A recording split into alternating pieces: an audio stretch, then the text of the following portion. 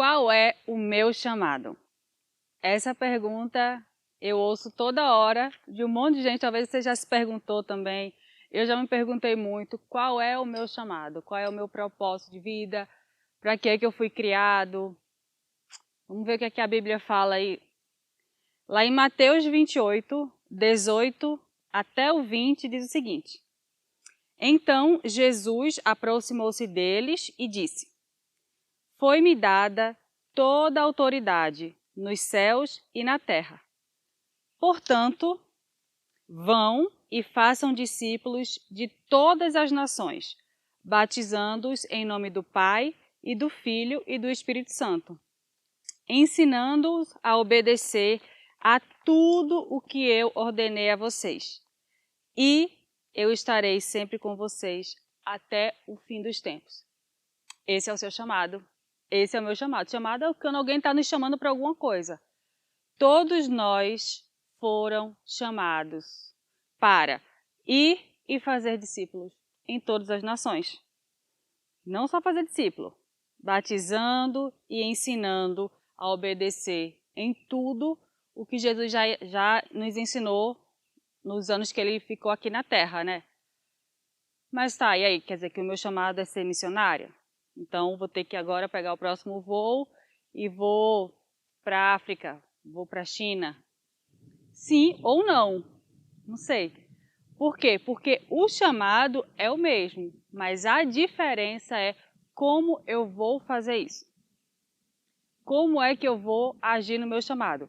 Por exemplo, vamos dizer que eu vou fazer um jantar na minha casa e chamei 2 famílias de amigos. E o combinado é que os homens vão fazer o jantar. Então, eles têm esse chamado. O chamado de vocês hoje é preparar o jantar para as mulheres. Tá bom. Como eles vão preparar? Se vão fazer um churrasco, se vão preparar um sushi, se vão fazer uma salada, se vão no delivery comprar alguma coisa, se vão colocar vela, se não vão.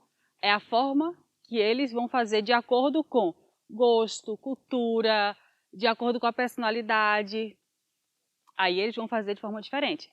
No fim, o que precisa acontecer? Precisa ter uma mesa ali com comida, a gente sentado, comendo. Essa é a missão sendo cumprida. Então, como é que você vai fazer o seu chamado se tornar realidade?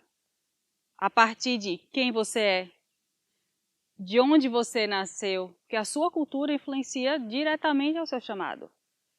Então, você vai, porque a nossa cultura ela forma a nossa forma de pensar, a nossa forma de agir. Isso é bom, não é ruim, é bom. E aí você, logicamente, você vai ter que equiparar com a cultura do reino da Bíblia, né? Então, se na sua cultura, por exemplo, era super normal mentir, aí aquele que mentia, não minta mais. Ok, a gente vai fazendo a faxina na nossa vida ao longo desse tempo. Mas o chamado em si, ele é para você, não você de 10 anos, daqui a 10 anos. Às vezes eu vejo pessoas falando, mas eu não estou muito pronto ainda para servir. Claro que você está pronto. Você não está vivendo, respirando? Você trabalha, estuda, age, vai ao banheiro, vai tomar banho, vai passear, vai no parque. Você não está fazendo tudo isso? Você tem que fazer tudo isso com a missão, com o chamado. Mas aí como é que eu posso fazer, por exemplo, na prática, na minha igreja local? Espero que você faça parte de uma igreja local. Se você não fizer, domingo que vem você já vai para um aí. Às vezes, a gente quer atender um chamado a partir da gente mesmo. O exemplo do jantar lá. Imagina que seja um jantar às 8 horas da noite. E aí, ao invés de jantar, pronto, os rapazes vão lá e entregam pra gente, sei lá, bolhas de sabão. Ou então entregam pra gente um ticket de cinema. Não, o chamado é para preparar o jantar. Se você der outra solução ali, não vai atender aquele chamado. E muitas vezes a nossa igreja local tem uma necessidade.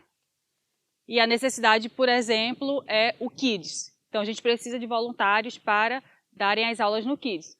Não, mas eu não suporto criança. Criança não é meu chamado. Meu chamado é pregar no microfone para a igreja.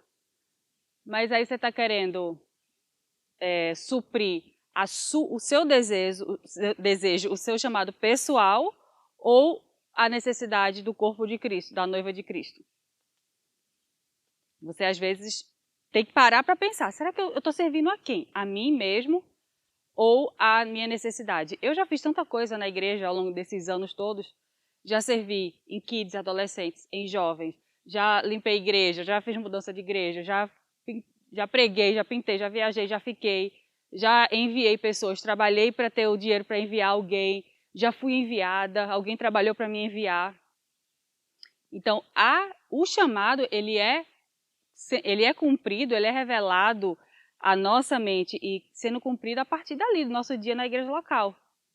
Ah, não, mas eu também, assim, eu não gosto de ficar na recepção, dando bom dia para todo mundo, tá? Tá, mas você não gosta por quê? Ah, porque eu prefiro fazer outra coisa, tá certo? Mas a outra coisa alguém já está cuidando? Então, é uma necessidade. Nem sempre a gente faz só o que nos agrada. E às vezes a gente vai servir num lugar que a igreja precisa e ali vai ser o lugar que a gente mais vai ser abençoado. Sabe um exemplo para mim? Eu não queria nunca, por exemplo, pregar em igreja. Eu gostava de outras funções, mas da pregação em si não. E eu fui sendo colocada ali naquela situação que era desconfortável e, enfim, até que uma hora virou. Eu falei, poxa, eu posso fazer isso. Mas se alguém não tivesse ido lá, me dado a oportunidade, e de novo, eu não estaria suprindo a necessidade que a nossa igreja hoje precisa. E quantas outras necessidades talvez você possa suprir e você não está suprindo porque você está olhando só para dentro de você. Vamos imaginar outra situação. Tem um bebezinho e ele tem 1 mês de vida. Ele precisa ser amamentado. Se ao invés de eu amamentar o meu bebê, eu pegar um casaquinho e cobrir, eu estou fazendo bem para ele. Estou. Se está um dia frio, por exemplo, estou cobrindo meu bebezinho ali. Ele está confortável, mas a fome dele está ali. Ele vai continuar desconfortável, ele vai continuar gritando, ele vai continuar ali no estresse, porque ao invés de eu dar ao bebê o que ele necessita, eu estou dando o que eu acho que ele necessita. Se eu pegar ali, colocar para amamentar ou dar uma madeirinha ali para ele, vai suprir a necessidade. Então, às vezes, a gente na igreja, a gente quer colocar casaco onde tem que colocar uma mamadeira de leite. Preste atenção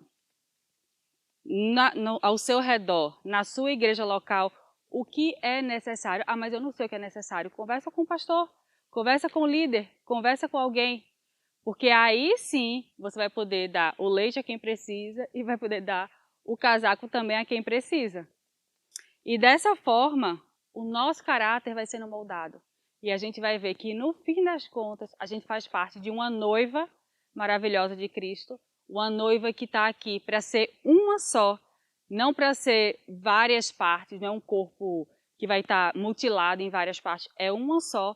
E para a unidade acontecer, uma parte do corpo precisa estar servindo a outra.